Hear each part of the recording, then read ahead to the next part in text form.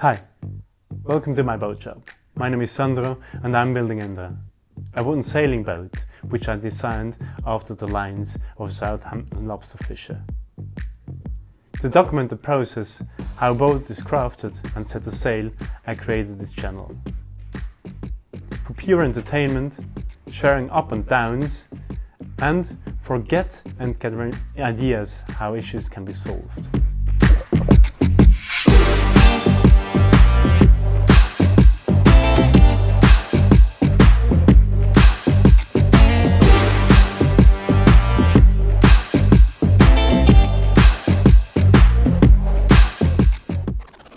I thought about commenting all the works I do, but then I'm no great teacher, and I didn't want to bore you because you have all the pictures and you see anyways what I'm doing. So I had this idea to read you some articles I wrote during my time in Africa. So stick to the end and hear the whole story and let me hear what you think about. So lean back while I dive down the bilge and hopefully you enjoy the story.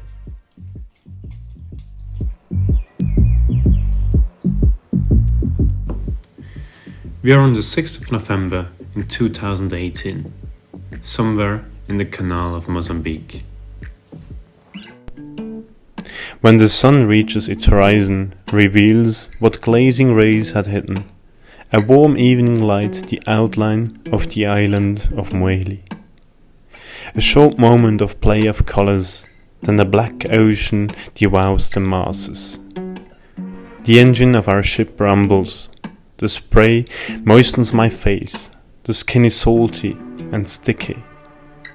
I steer the boat through the darkness, into the obvious void that drags, wobbles and carries along.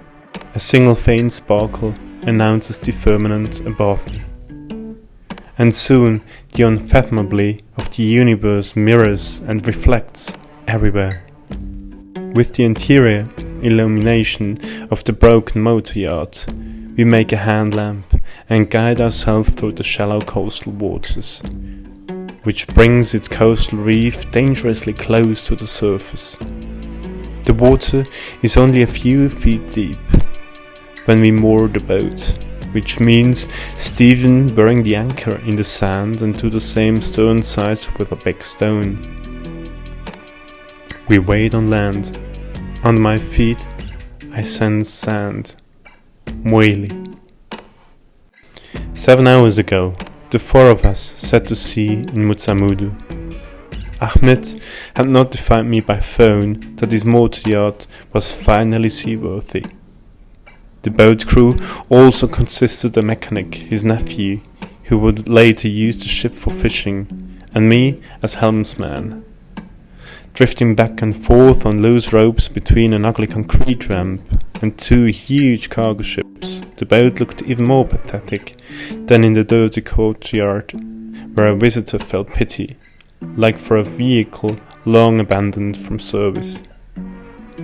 I stayed with Ahmed's relatives and visited the village of Fomboni with him next day. Giant African trees, huts made of wickerwork, in the center a market that lacks all hustle and bustle. It is hot. Donkeys get away as comfortably as their masters. A dangerously narrow jetty reaches far into the sea, to a world far away. We're going to a beach south of Fomboni. In the short shadow of a fishing boat, I wait for the crossing to Anchois. Kwassa kwassa, called after a wild Congolese dance, or here called a boat with an outboard engine. Useful for fishing, as a truck or a tugboat to the nearby 101st French department of Mayotte. I paid 10,000 Comorian francs. The boat is pushed into the water with combined forces, loaded with banana tufts and passengers. We are 8 men and women, 2 children. The sea is flat, the wind favorable. In 3 hours the crossing is done.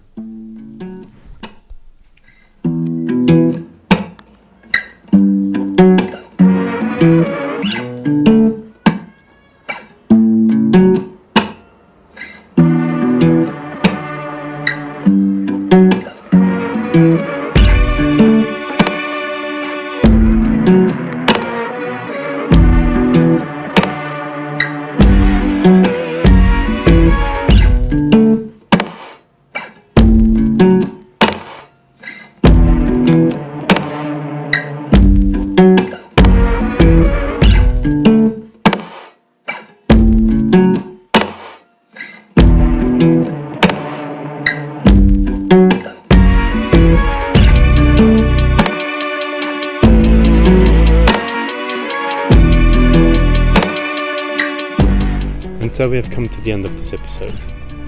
If you want to have a print version of my stories, you should consider becoming a patron and support that my project. I'm very excited for your comments. Stay tuned. Thanks and goodbye.